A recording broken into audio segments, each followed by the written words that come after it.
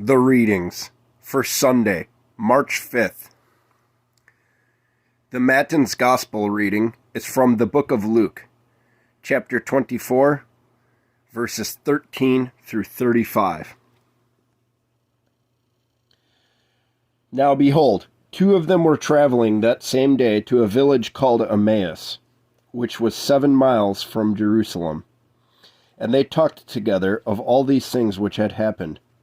So it was, while they conversed and reasoned, that Jesus himself drew near and went with them. But their eyes were restrained, so that they did not know him. And he said to them, What kind of conversation is this that you have with one another as you walk and are sad? Then the one whose name was Cleopas answered and said to him, Are you the only stranger in Jerusalem? And have you not known the things which happened there in these days?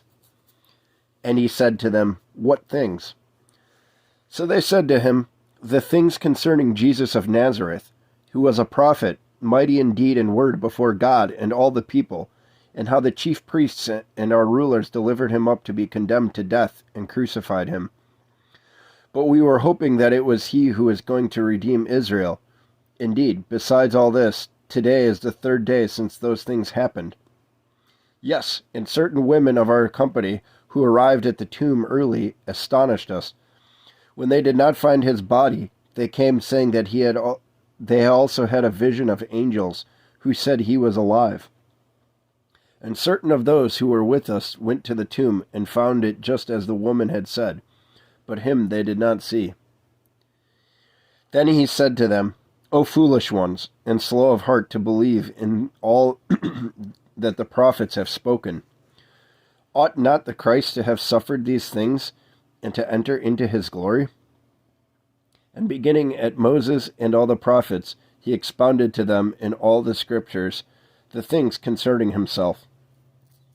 Then they drew near to the village where they were going, and he indicated that he would have gone further. But they constrained him, saying, Abide with us, for it is toward evening, and the day is far spent. And he went in to stay with them. Now it came to pass, as he sat at the table with them, and he took bread, blessed and broke it, and gave it to them. Then their eyes were opened, and they knew him, and he vanished from their sight. And they said to one another, Did not our heart burn within us while he talked with us on the road, and while he opened the scriptures to us? So they rose up that very hour and returned to Jerusalem, and found the 11 and those who were with them gathered together, saying, The Lord is risen, indeed, and has appeared to Simon. And they told about the things that had happened on the road, and how he was known to them in the breaking of the bread. All right, some footnotes from the Orthodox Study Bible. So for verse 13, the two of them are Cleopas, as noted in verse 18, and, according to tradition, Luke himself. It was common literary device for a writer not to give his own name. See Mark chapter 14, verse 51, and John chapter 21, verse 24. For verse 16, the nature of the resurrected body is so different from its previous state that it is not immediately recognizable, as noted in John chapter 20, verse 14, and chapter 21, verses 4 and 12, and see 1 Corinthians chapter 15, verse 35 through 44. It is also able to take different forms, which is what occurs here. See Mark chapter 16, verse 12, and footnote. For the phrase, their eyes were restrained, Christ intentionally prevents them from recognizing him in order to expose their doubting thoughts and then cure them by means of the Old Testament scriptures, as noted in verse 27. For verse 21, the disciples' hope for redemption was still embedded in a foolish, as noted in verse 25, misunderstanding of the Messiah as political savior or deliverer.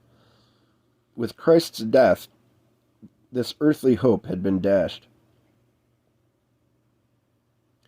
For verses 26 and 27, it is partial faith to believe either in a Messiah who only suffered or one that would only reign in his glory.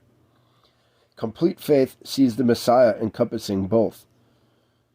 For all of this was foretold in the law and the prophets. See also the footnote for verse 16, which just read above a couple footnotes ago. And for verses 30 through 35, the Lord breaks bread in the same manner as the Last Supper, as noted in chapter 22, verse 19, imaging the Eucharist of the New Testament Church. All who commune with the Lord in his risen body in faith have their eyes opened, as noted in verse 31, to know him. For the Lord is known most perfectly in the breaking of bread, as noted in verse 35.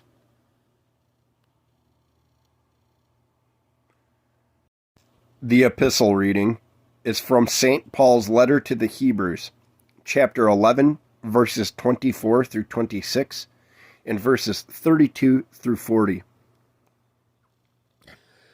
By faith Moses, when he became of age, refused to be called the son of Pharaoh's daughter, choosing rather to suffer affliction with the people of God than to enjoy the passing pleasures of sin, esteeming the reproach of Christ greater riches than the treasures in Egypt, for he looked to the reward.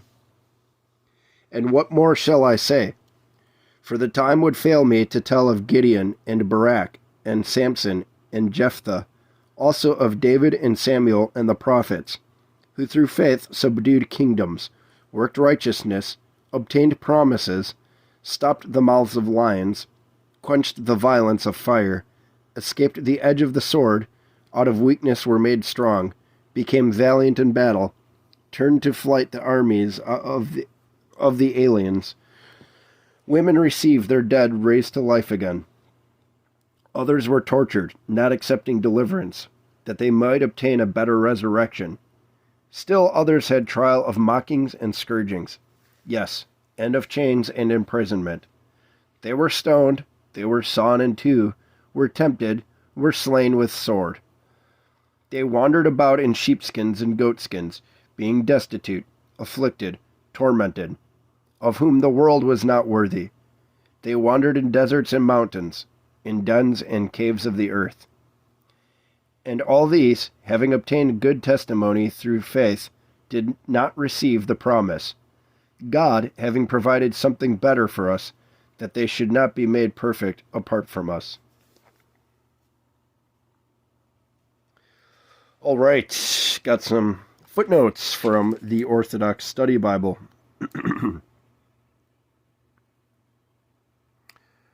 So, for this first little chunk, verses 24 through 26, it says that this passage is read on the first Sunday of Great Lent, called the Sunday of Orthodoxy. That is, in fact, today, although we are reading a bit more than that. Not sure why. For verse 37, the phrase sawn in two.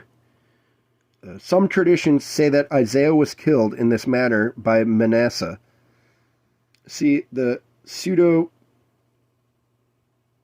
Man, I've had trouble with this one already. The pseudepigraphal martyrdom of Isaiah.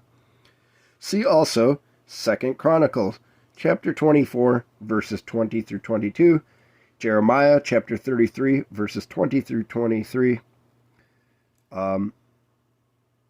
2 Micah, I guess that is, chapter 6, verses 18 through 31, and Matthew, chapter 23, verses 29 through 36. It's Malachi, by the way, 2nd Malachi. Because I was just thinking, like, Micah doesn't have multiple books. Like, sorry, guys. I'm, like, as I've said already many times, the whole reason I'm doing this is because I am a Bible noob, and I need to not be. So I appreciate your patience in going about this with me. For verse 38, caves the phrase case, it says to see, again, 2 Malachi chapter 6, verse 11, and chapter 10, verse 6.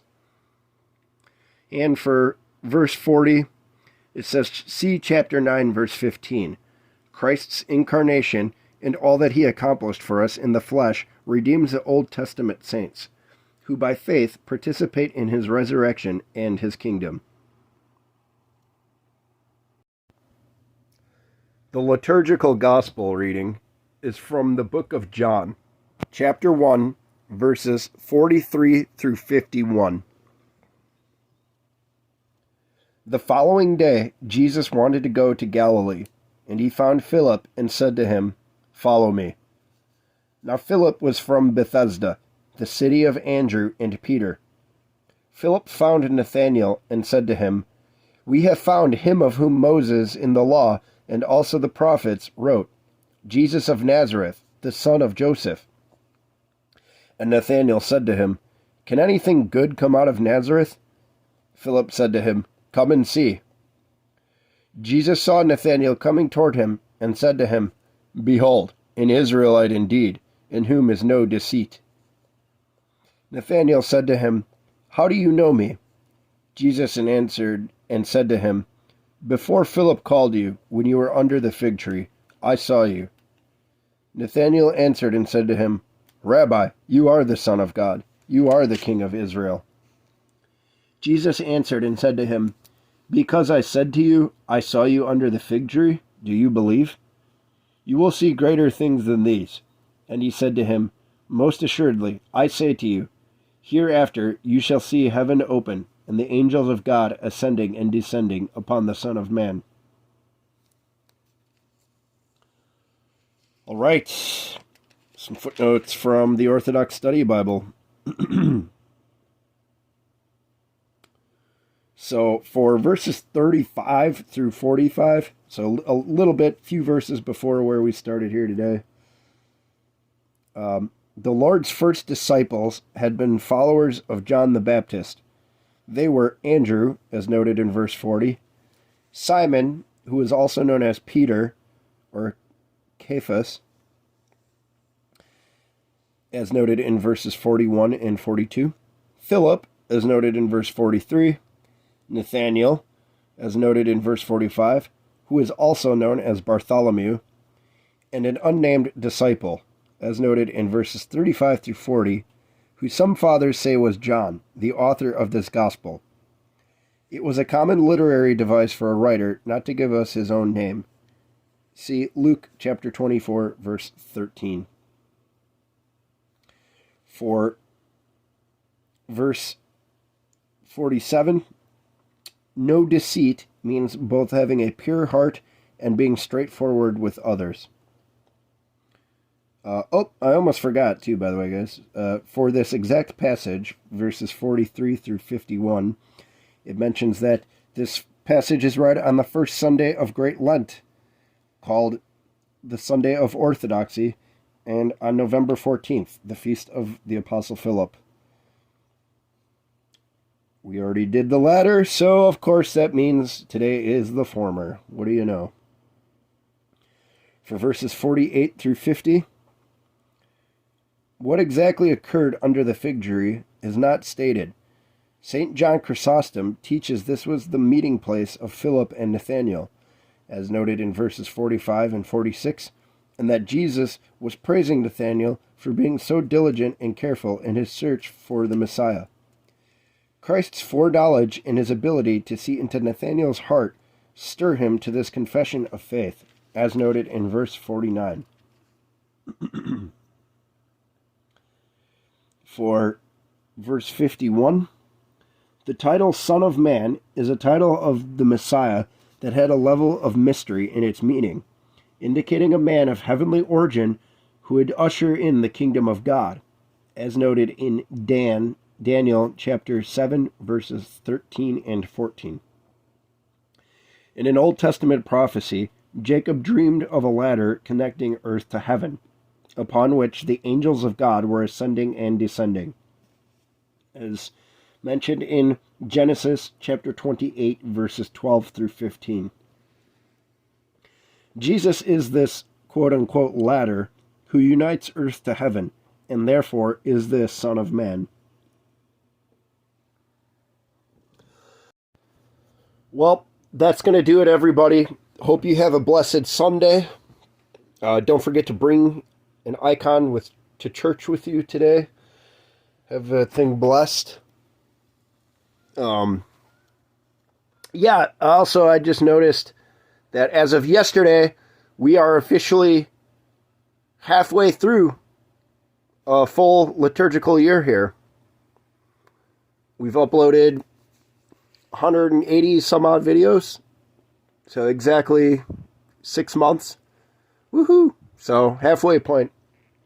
I appreciate all of you for listening along with me every day thus far. Yeah, or if you haven't, that's cool too. If this is your first and only day tuning into this, that is absolutely fine by me. I just appreciate all of your listenership. And would, of course, just ask of you today and going forward in the next 6 months that you keep me, a sinner, in your prayers. Thank you very much.